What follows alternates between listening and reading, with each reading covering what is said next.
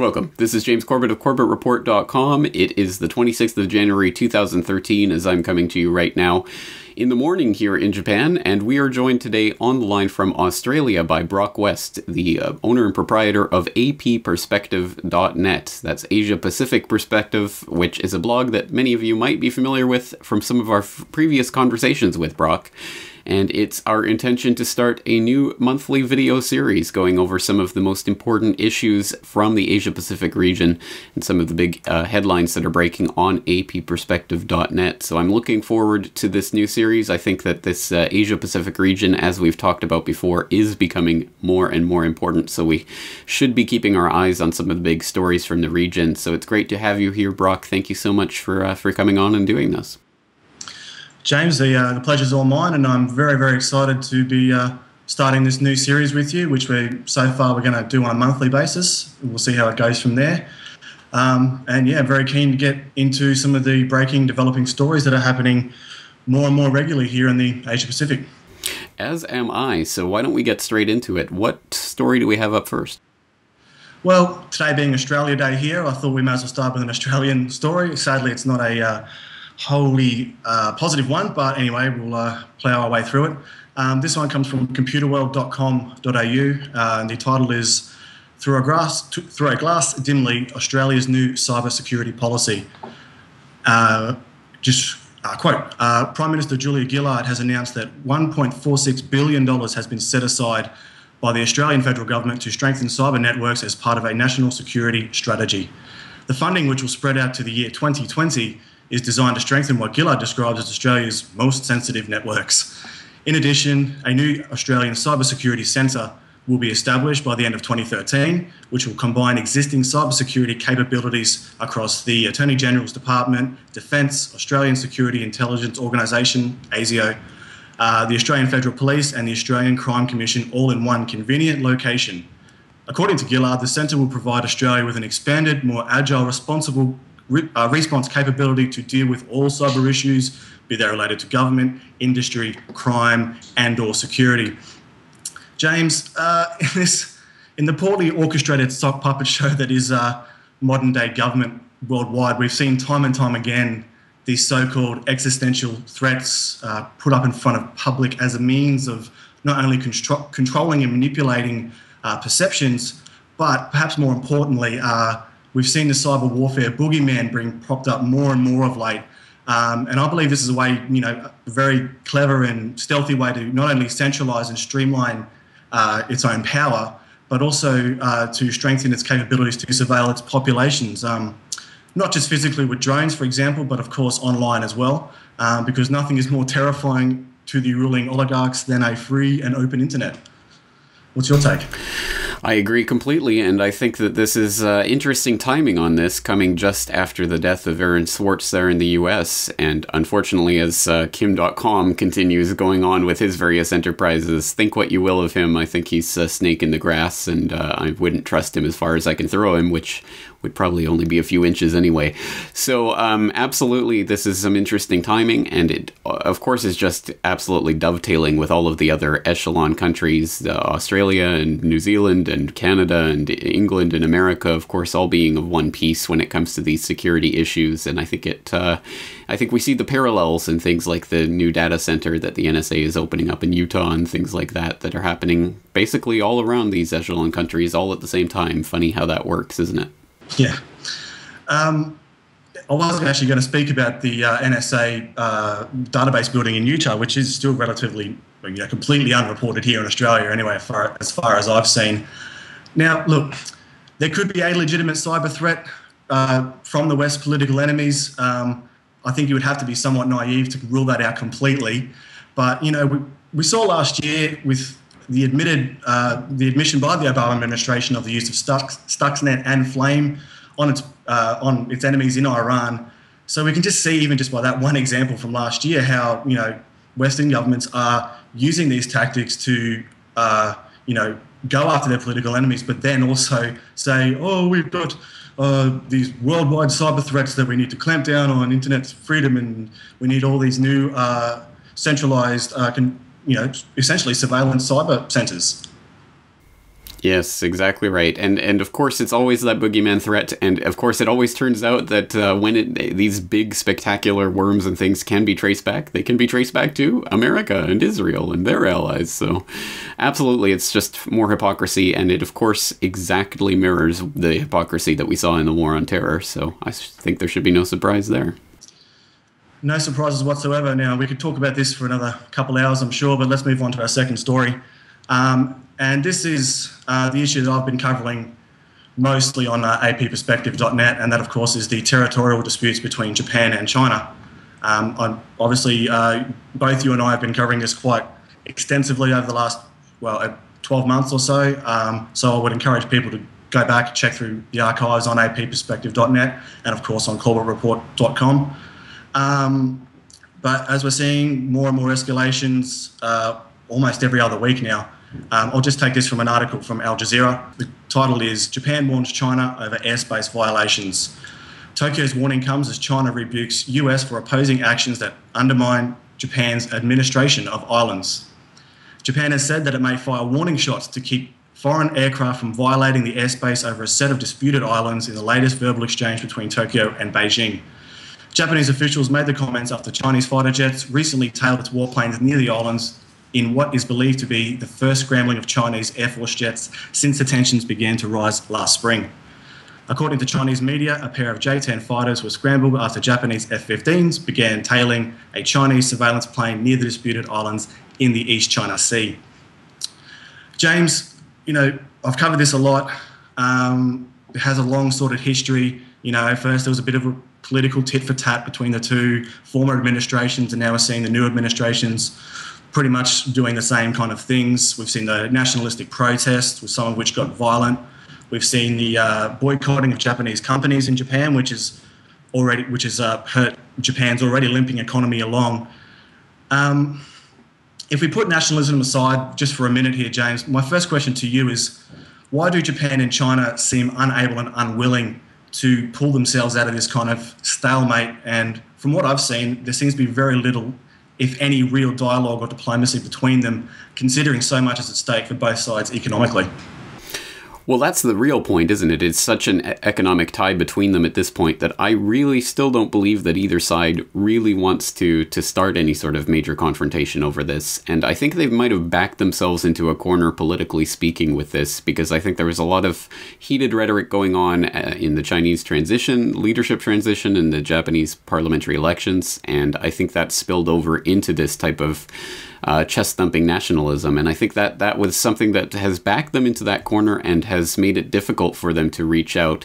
But actually, interestingly enough, just a couple of days ago, we saw a meeting between the new Chinese leader, Xi Jinping, and a high-ranking Japanese parliamentary official, and during that meeting, the Japanese parliamentary official gave Xi Jinping a personal letter from Shinzo Abe that supposedly contains nothing specifically about the dispute, but just some sort of vague general language about how we should work together on security and things like that. So this was I think the highest level contact of that kind that there's been in recent months at any rate. And according to the Global Times, which of course is the English language mouthpiece of the Chinese government, now Xi is taking a softer tone after Abe's personal letter, and it's basically talking about how things might be thawing a little bit on this dispute, but again, they have really backed themselves into a political corner, so I think it remains to be seen whether or not this will actually bear fruit. That's exactly right. If we kind of also look a little bit broader around the region as well, we've seen not just over the Senkakus or the Dayals, whatever side of the sea you're on, but we've also seen many other hotspots pretty much on every corner of the Asia Pacific at the moment, and it almost instantaneously seemed to start boiling at quite a ferocious rate ever since the Obama administration announced its Asia Pacific pivot, towards the start of last year. We've got the Takeshima/Dokdo Island dispute between South Korea and Japan. We've obviously got the South China Sea dispute, which is still on quite a knife edge between Taiwan, the Philippines, and Vietnam. And there's a rather underreported and almost forgotten dispute that's going on in the north of Japan right now between Russia and Japan over a small group of about 3 or 4 islands, I believe. I'll be covering that coming up in the next week on apperspective.net. So all of these issues do still remain on somewhat of a knife edge. And James, once Team America World Police is fully entrenched and tangled in the region, geopolitically and militarily, do you see a way forward for the region peacefully, or are these kind of squabbles and possible confrontations here to stay for the long run? Well, they certainly can't be helped by an increasing American military presence in the region, can they? They're certainly just going to inflame some of the tensions that are already here. And I think as we see the American military eye turning towards Asia-Pacific, we're going to see more of these types of disputes taking sort of front and center on the international stage, where these have been simmering under the surface or even over the surface for quite a long time. But it's just now that I think world attention is really turning to these issues. So I think we're going to see more, not only in terms of military confrontation, but more of a push for some sort of diplomatic resolve to actually do something about, for example, the South China Sea situation.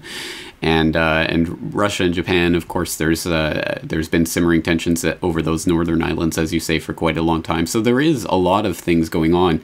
And unfortunately, what's stepping into the middle of this is the Korean nuclear situation, which I was just on RT talking about. So it doesn't show signs of abating or dying down anytime soon.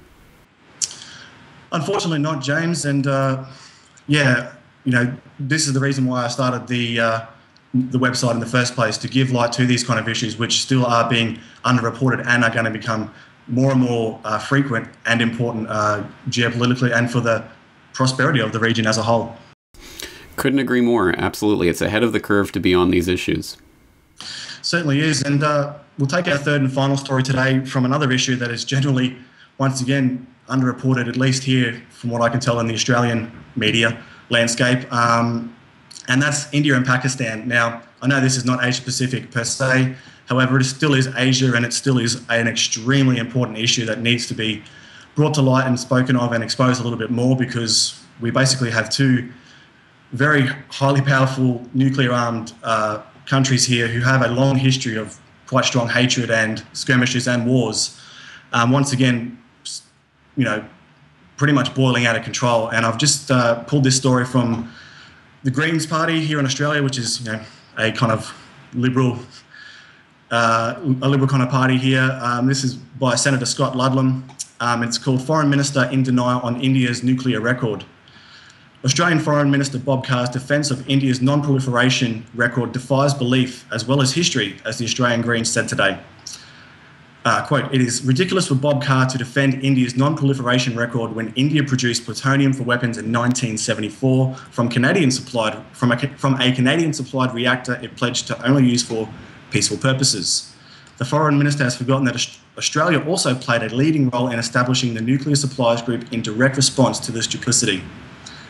The Foreign Minister has also forgotten that K. Subramaniam, I apologise for any pronunciation, former head of the National Security Advisory Board in India, said in 2005, and I quote, "Given India's uranium ore crunch and the need to build up our nuclear deterrent arsenal as fast as possible, it is in India's advantage to categorise as many power reactors as possible as civilian ones to be refuelled by imported uranium and to conserve our native uranium fuel for weapons-grade plutonium production. Clearly, Australian uranium would boost India's nuclear weapons capacity." James, this whole story comes from an agreement that was put forward by the Gillard administration, I believe about October last year. They signed up to, you know, essentially got the wheels in motion for this deal to supply uranium to India. This is a country that has not signed on to the Non-Proliferation Treaty. And it's, to me, the hypocrisy poses, you know, it has no bounds, considering that we have Australia and the Western world wagging its finger at Iran, and I'm not here waving an Ahmadinejad flag or anything, but here we have Australia going to supply a nation that is well known to have nuclear arms, has tested recently ballistic nuclear missiles, and has a long hatred with another nuclear armed nation in Pakistan. That's right. I mean, it's a simmering pot of tensions there between, obviously, India and Pakistan. They've been at each other's throats since their inception, and it is, I think, one of those disputes that is really underreported considering how important it is, and it's just kind of mind-boggling that you have these two nuclear powers that have been really holding themselves back from attacking each other for decades now, and no one seems to really talk about these tensions or how they play into the broader geopolitical mix. And everyone, of course, has their eyes on Iran as a possible flashpoint for some sort of World War III, and rightly so. I mean, it is certainly something that we have to be aware of, but India-Pakistan is another place where it could come out of left field, and who knows what might start off a broader war. So I think it is important for us to keep an eye on that. And yes, I suppose it's not Asia-Pacific per se, but it is certainly part of Asia, and it does spill over into the region. So a very important story. Yeah, and just to go on what you said about underreported, I actually found this story in a local paper in the middle of the paper on one small paragraph at the bottom of a page. Basically, the headline was "India and Pakistan told to prepare for nuclear war," and it just threw me off how crazy it was that this is such a massive story and it's literally only worth a paragraph in a local paper. Such is the way of international geopolitics, and I guess we shouldn't be surprised that stories like that can deserve a tiny mention, whereas other stories get blown up. But it is always interesting to see that. So I think this is something we should have our eye on, and we should keep our eye on it for potential flare-ups in the future. I totally agree. All right, James, I think that will do it for this month. I'm very much looking forward to, once again, I'm very excited about this series and looking forward to next month to going over some more issues as, things are increasing here rapidly. So look forward to speaking with you then. I'm looking forward to it too, and let's just remind people once again that you're at apperspective.net, and I hope people are checking that website on a regular basis for these types of updates. So Broc, thank you for your time. Always a pleasure. See you next month.